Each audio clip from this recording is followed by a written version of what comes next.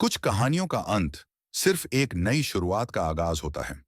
आर्यन की कहानी वहीं खत्म नहीं हुई थी, बल्कि अब उसकी जिंदगी एक नए मोड़ पर थी, जहां हार नहीं, बल्कि सफलता और आत्म साक्षात्कार उसका इंतजार कर रहे थे। काव्या से इनकार मिलने के बाद आर्यन का दिल टूट चुका था, लेकिन उसने अपनी जिंदगी को एक नई दिशा देने का फैसला किया। उसने अपने दर्द को अपने भीतर की ताकत बनाया और अपने सपनों की ओर बढ़ने की ठानी। उसने पढ़ाई में खुद को झोंक दिया और स्कूल के हर कंपटीशन में हिस्सा लेना शुरू कर दिया। 1 साल बाद आर्यन ने अपनी मेहनत से स्कूल का टॉपर बनने का किताब हासिल किया। अब वह न केवल पढ़ाई में बल्कि खेल और अन्य गतिविधियों में भी सबसे आगे था। धीरे धीरे उसकी पहचान एक प्रेरणादायक छात्र के रूप में बन गई। इस दौरान रिया ने भी आर्यन की तरक्की को देखा। उसे एहसास हुआ कि वह आर्यन को शायद कभी समझ ही नहीं पाई। वह उससे बात करने की कोशिश करती, लेकिन आर्यन अपने काम और लक्ष्य में इतना व्यस्त था कि उसने कभी रिया की ओर ध्यान नहीं दिया। स्कूल खत्म होने के बाद आर्यन को शहर के सबसे प्रतिष्ठित कॉलेज में दाखिला मिला। यहीं उसकी मुलाकात एक नए साथी सिद्धार्थ से हुई। सिद्धार्थ ने आर्यन के आत्मविश्वास और कड़ी मेहनत को पहचानते हुए उसका दोस्त बनना चाहा। कॉलेज में आर्यन ने एक ऐसा प्रोजेक्ट शुरू किया जो अनाथ बच्चों की शिक्षा पर आधारित था। इस प्रोजेक्ट ने उसे एक नई पहचान दिलाई। वह हर दिन और मजबूत और आत्मनिर्भर बनता गया।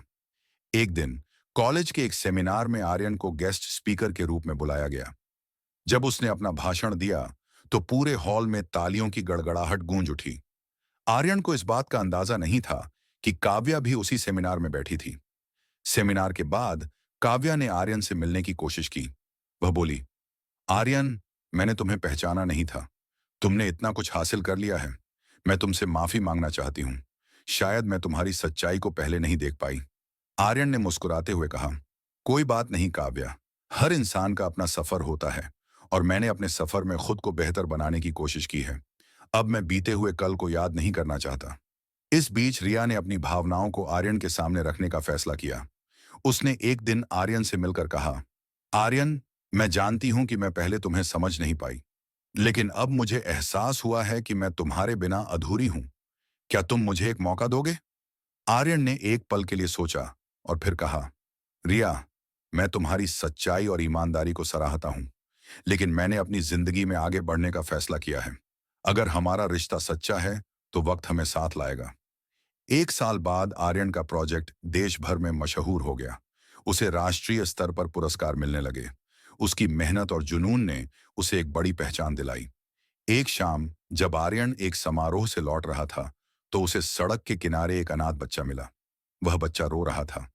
आर्यन ने उसे संभाला और उसके साथ समय बिताया। तभी उसे महसूस हुआ कि असली खुशी दूसरों की मदद में है। उसने अपने प्रोजेक्ट को और बढ़ाने की योजना बनाई और उस बच्चे को अपनी टीम का हिस्सा बना लिया। कुछ साल बाद आर्यन के प्रयासों से अनगिनत बच्चों की जिंदगी बदल गई। इसी बीच रिया और आर्यन का फिर से आमना सामना हुआ। इस बार दोनों ने अपने दिल की बात एक दूसरे से खुलकर की और अपनी नई शुरुआत की। आर्यन की जिंदगी ने साबित कर दिया कि टूटे दिल भी उम्मीद और मेहनत से जुड़ सकते हैं। उसकी कहानी न केवल प्यार, बल्कि जीवन में आगे बढ़ने और दूसरों के लिए प्रेरणा बनने का सबक सिखाती है। अगर यह कहानी आपके दिल को छू गई हो, तो लाइक करें, शेयर करें और हमारे चैनल को सब्सक्राइब करना न भूलें। बने रहिए हमारे साथ, क्योंकि आगे और भी कहानियां आपका इंतजार कर रही हैं।